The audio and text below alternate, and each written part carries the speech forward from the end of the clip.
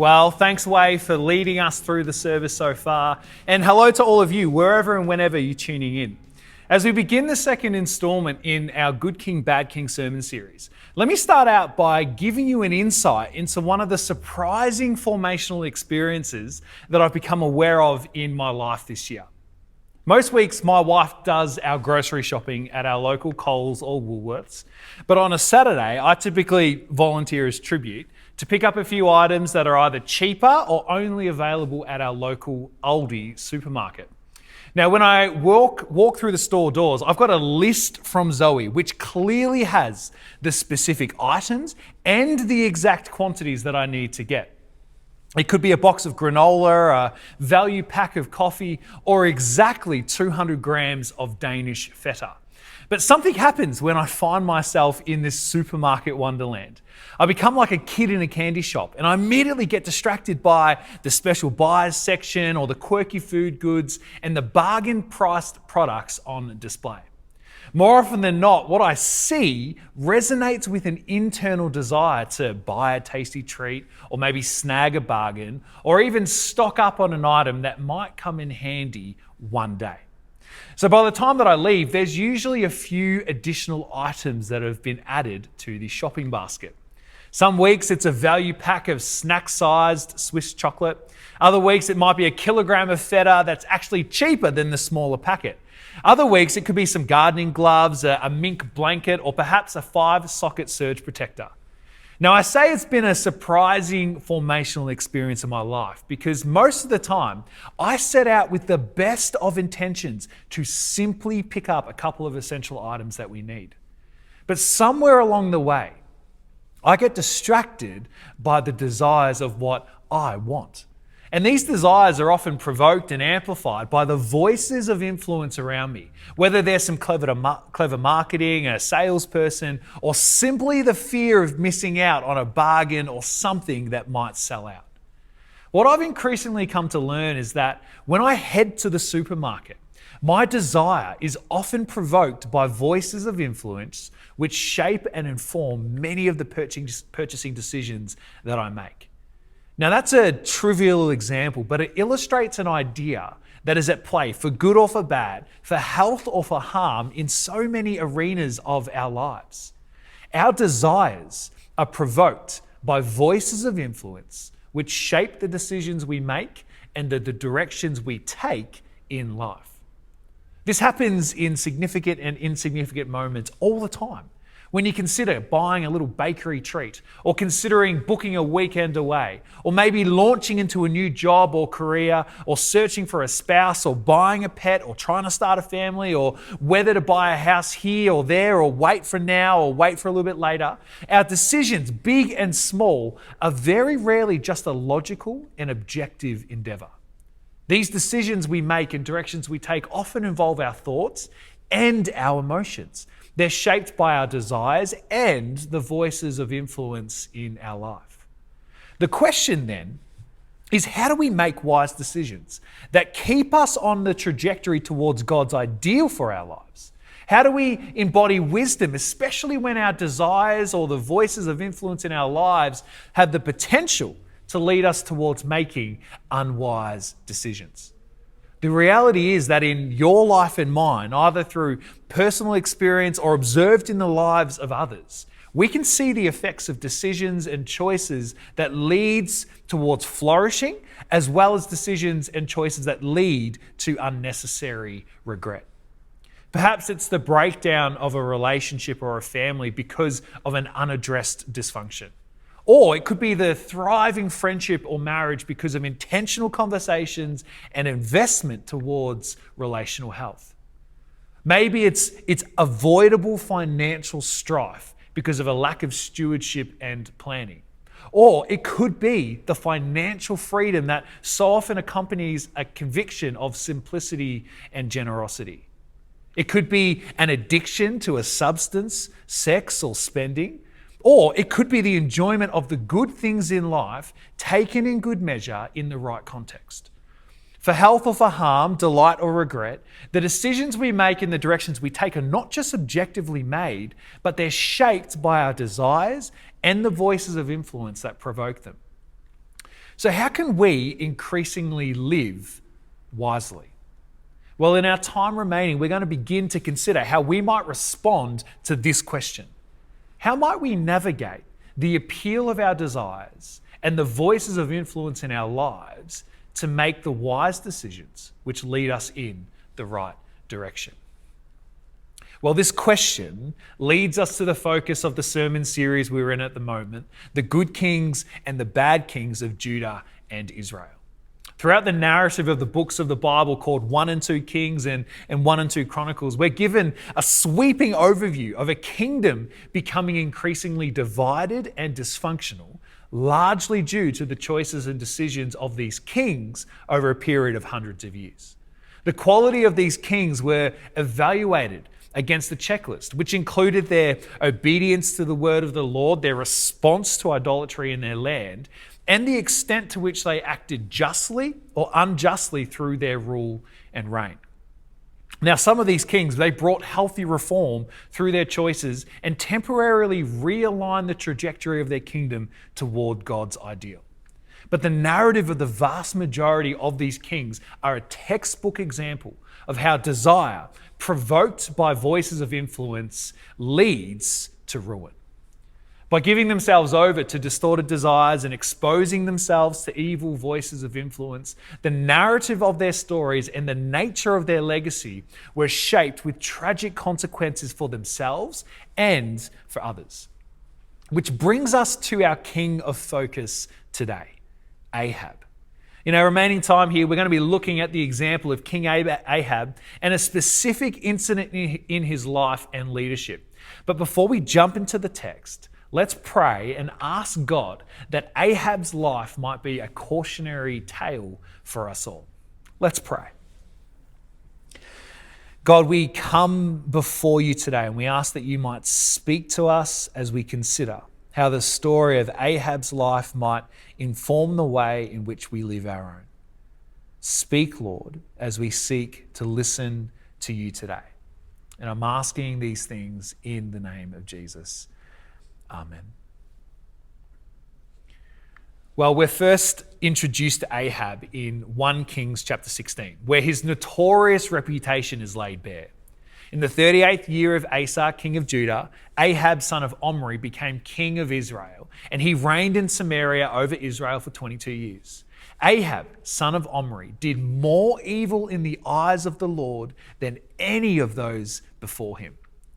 Now, that's not a flattering introduction, but the summary overview of Ahab's rule and reign is described in even worse terms as more details come to light. He, that's Ahab, not only considered it trivial to commit the sins of Jeroboam, son of Nebat, but he also married Jezebel, daughter of Ethbaal, king of the Sidonians, and he began to serve Baal and worship him. He set up an altar for Baal in the temple of Baal that he built in Samaria. Ahab also made an Asherah pole, and he did more to arouse the anger of the Lord, the God of Israel, than did all the kings of Israel before him. Ahab is the outstanding example of a bad king in power. Through his own personal and political aspirations, he sought to reinforce his reign by forming a political alliance with the superpower to the north of his own kingdom. And he did this by marrying that king's daughter, the now infamous Jezebel. Chris highlighted this last week, but here is another example of Ahab building upon the legacy of kings who had gone before him, including King David and particularly King Solomon, who entered into political marriages with disastrous consequences. And as occurred in the lives of the kings before him, Ahab's desires for power were provoked even further by the voices of influence in his new wife Jezebel and the idols of her religious practice. Personal desire, provoked by voices of influence, put Ahab's life and his kingdom on a trajectory towards disaster. Most of the time, this was like fuel being added to the fire of Ahab's desires. Those like Jezebel and the prophets of the idols he now worshipped appeared to spur on and encourage his evil endeavors. But there were also a handful of voices of influence in his life who provoked Ahab's desire by challenging the decisions he was making and the direction that he was taking. The prophets of God, most notably Elijah, were those who spoke on behalf of God to the king and the people of the kingdom. And these prophets addressed Ahab with words that he didn't want to hear, even though they had the potential of changing the trajectory of his life for better. For the sake of time, we're going to have to move swiftly and lightly through 1 Kings chapters 16 to 20. But if you were to read them in your own time, you'd see again and again that Ahab is constantly finding himself in the tension between listening to helpful and harmful voices of influence that provoke his desires for renewal or ruin. There's the famous story of Elijah, the prophet of God, and the prophets of Baal on Mount Carmel in 1 Kings chapter 18. It's a showdown to prove which God is the real God and which is simply an idol carved in wood and stone. Ahab's desires are provoked for renewal and ruin by the voices of influence in his life. There's another story in 1 Kings chapter 20 where Ahab is in the midst of a conflict with an enemy army. And listening to the voices of his advisory council as well as a prophet from God, he makes harmful and helpful decisions which ultimately leads him to winning the battle but losing the war. Again and again, Ahab's desires are provoked for victory and defeat by the voices of influence in his life. And although God continues to provide people who speak truth and wisdom to this king, increasingly, Ahab opts to listen to others and his own desires, which put him on the fast track towards destruction. This all leads us to a tragic incident between Ahab and the owner of a vineyard called Naboth.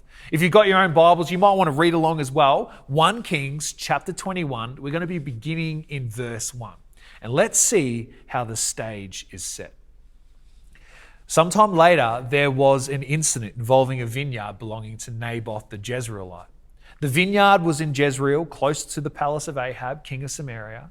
Ahab said to Naboth, "Let me have your vineyard to use for a vegetable garden, since it is close to my palace. In exchange, I will give you a better vineyard, or if you prefer, I will pay you whatever it is worth." But Naboth replied, "The Lord forbid that I should give you the inheritance of my ancestors." So Ahab went home sullen and angry because Naboth the Jezreelite had said, "I will not give you the inheritance of my ancestors." He lay on his bed, sulking, and he refused to eat. It's an almost comical scene, isn't it? Ahab's desire for something that he wants, a vineyard, is rejected by Naboth, who is within his own rights to do so. You know, children and adults experience this reality on a daily basis. We want to have the toy that someone else is playing with, but we can't because they have it. We want to order a blueberry Danish, but the cafe sold the last one to the customer who ordered just before you. We want that job, but for whatever reason, someone else got it instead of you. We want to buy that car or that house, but someone else put in a better offer or the owner rejected it. We want, you fill in the blank, but for whatever reason, we can't get it, it hasn't happened yet, or it may never happen. You know, one of the marks of maturity in any human is being able to discern between our wants and our needs and responding in a healthy way when we don't get what we want. The question that remains, though, is what would we do if there was another way to get what we want? Is there a cost too great? A bridge too far, a line in the sand that we won't cross because it might violate our own conscience or ethics? Or what if what we want violates the ethics, rights, or values of another person? In the quagmire of our desires, wants, and needs, our choices rarely, if ever, only affect or impact ourselves. Let that sit in your mind as we come back to Ahab. What's interesting is that even though Ahab's response is more akin to a 4-year-old whose parents won't buy them that chocolate bar, is that if the story finishes at this point, then the only outcome is a sulking king who hopefully will just move on from their disappointment. But look at how Ahab's desires are provoked by a voice of influence as we keep reading through 1 Kings chapter 21. Continuing from verse 5, this is what happens next. His wife, Jezebel, came in and asked him, "Why are you so sullen? Why won't you eat?" And he answered her, because I said to Naboth that Jezreelite, sell me your vineyard, or if you prefer, I'll give you another vineyard in its place. But he said, I will not give you my vineyard. Jezebel, his wife, said, is this how you act as king over Israel? Get up and eat, cheer up. I'll get you the vineyard of Naboth the Jezreelite. Now, if you keep reading, you'll see that Jezebel, acting on behalf of Ahab, concocts a plan for Naboth to be killed. And all that she conspires comes to fruition. Naboth is unjustly accused and he's sentenced to death. His family are either killed as well or they're thrown out onto their street. Their property is surrendered and the way is paved for Ahab to get what he wants again. Now, whether or not Ahab knew the true extent of Jezebel's actions remains unclear. At the very best, he turns a blind eye to her conspiring ways. At the very worst, he signs off on the plan himself. But his complicity in this crime is sealed through his response to the news of Naboth's death. When Ahab heard that Naboth was dead, he got up and went down to take possession of Naboth's vineyard. It's a tragic and a deeply destructive example of what can happen when desire is provoked and empowered by a voice of influence. Ahab listens to the voice of Jezebel, ignores a great injustice, and seems to get what he desires. The question that remains in this story, however, is where is God? And what does God have to say? Well, we've seen the impact that one person's voice of influence has had in Ahab's life. But God responds through the presence of another who has some things to say. Then the word of the Lord came to Elijah the Tishbite, go down to meet Ahab, king of Israel, who rules in Samaria. He is now in Naboth's vineyard where he has gone to take possession of it. Say to him, this is what the Lord says. Have you not murdered a man and seized his property? Elijah, the prophet of God, who at times was the only voice of reason in Ahab's life, shows up on the scene with a very clear appraisal from God. Have you not murdered a man and seized his property? And what follows in the remainder of the passage is a confronting reminder that our choices have consequences. Ahab's crime has not gone unnoticed, his injustice will not go unchallenged, and God decrees a judgment upon Ahab that shapes the remaining narrative of his story. Just as Ahab ended the life of another, so too will his life and his ruling lineage finish. And Jezebel will experience death in a similar way to how she caused the death of others. It may appear brutal, and it reveals a side of God that we don't often focus or like to think about. But justice will be delivered by a holy God, and from the perspective of the victims, deservedly so. The trajectory of Ahab's life will be cut unnecessarily short. But what of his legacy? Well, it's perhaps best summarized by the writer of this particular passage, who noted, there was never anyone like Ahab who sold himself to do evil in the eyes of the Lord, urged on by Jezebel, his wife. There's not much good that can be gleaned from the example of King Ahab. The narrative of his life is more of a cautionary tale than one that we should aspire to for ourselves. It tragically and uncomfortably illustrates how desire, when provoked by unhelpful voices of influence, can propel a person and the people around them towards destruction and death. And here's the big idea. The voices we choose to listen to matters because of the influence that they can have on our desires and the way that we respond to them. The voices we listen to matters. They influence the decisions we make and the directions we take in our life. Now, while you and I will never be rulers of a kingdom, we do carry a similar responsibility over the way we choose to steward the decisions and directions that we take and make in our life. The question, though, is what voices will we listen to? What voices of influence will we allow to shape the narrative of our lives and ultimately the nature of our legacy? In my own life and in the lives of people I know, I've seen this reality play out for health and for harm again and again and again. I've seen people make wonderful decisions in response to their desires for their relationships because of the voices of influence that they've chosen to listen to in the process. Sometimes it's a decision around who to marry or who not to marry. Sometimes it's in relation to choosing to take the first step towards reconciliation. Other times it's related to making the wise decision to protect themselves or others by implementing emotional, physical, or legal boundaries for someone in their lives. By contrast, I've seen people make decisions that they come to regret immediately or over time because they allowed the wrong voices of influence to shape their decisions, or they haven't invited the voices of anyone and have just simply followed the leading of their desire. The voices that we listen to matters because they influence the decisions that we make and the directions that we take in life. I've seen people make significant life decisions in relation to their career, their study choices, or where they choose to live because of the voices of influence that they've opted to listen to. The voices we listen to matters because they influence the decisions we make and the directions we take in life. I've seen people overcome patterns of generational brokenness and dysfunction, the legacies of others handed down to them because of the voices of influence that they've opted to listen to.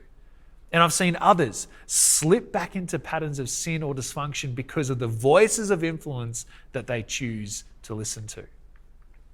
The voices we listen to matters because they influence the decisions that we make and the directions that we take in life. The big question for us all today is, who are you listening to? And what kind of effect are the voices of influence in your life having on your life at the moment? Do they lead to hope or fear? Are they condemning of your life, or do they empower you for change in your life? Do they enable you to grow in faith? Do they embolden you to love? Do they empower you to make wise choices in relation to desire? Who are you listening to? And what kind of effect are the voices of influence in your life having on your life at the moment? It needs to be said that the voices of influence in our lives are not just restricted to people. Right throughout the scriptures, throughout history, and throughout the lives of many of us who are gathered online today, the most transformational voice of influence has been the voice of God. Whether it's through God's Spirit, God's people, or the Bible, God's voice can be heard by all who would listen. So are you listening to what God might have to say to you today? God's voice can be discerned in the midst of that decision that you're currently making, that desire that you're currently weighing up, and the big and small choices that we make every single day. Are you listening to what God might have to say to you today? God's voice can even be heard when you find yourself seemingly cut off from God because of the choices that you've made or the situation that you currently find yourself in. Are you listening to what God might have to say to you today? One of the practices that have helped position me into a posture where I'm more likely to listen comes in the form of a question. It's a question that's been asked of me in varying forms throughout my life, and it's a question that continues to shape my life in the midst of so much uncertainty when I choose to remember it. Here's that question. What do you sense God might be saying to you? Now, to be clear, I don't ask myself or others that question in order to come to a point where I can confidently say, God told me this. We should be very careful to assume to speak on behalf of God, and we should be wary of imposing our desires upon the voice of God. But it's a powerful question because it can focus our attention and it opens a conversation with God where we can listen if we want to. We can listen as God speaks to us through the voice of God's Spirit. We can listen as God speaks to us through the voice of God's people. And we can listen as God speaks to us through the words of the Bible. I'm convinced that God speaks. The issues lie more in whether we're actually listening. And so I'll ask one last time. Are you listening to what God might have to say to you today? And if so, what do you sense God might be saying to you? Is it in relation to a decision you need to make, a conflict you need to address, a fear that you continue to have, or a desire that you continue to wrestle with? What do you sense God might be saying to you? Whether it's through the voice of God's Spirit, God's people, or the Bible, what do you sense God might be saying to you? To finish out our time, let's take a moment together right now to ask God to speak as we posture ourselves to listen. Let's pray together.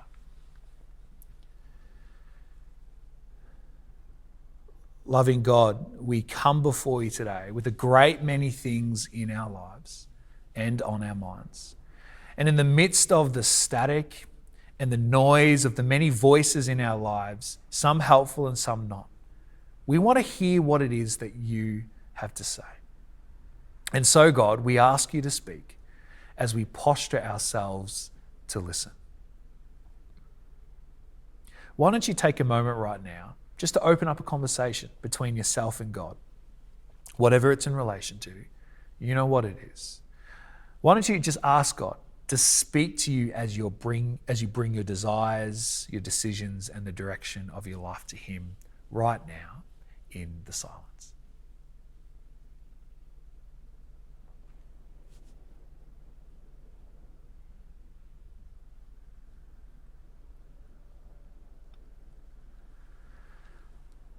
God, in this silence, we ask you to speak and to keep speaking to us as we head out into our weeks.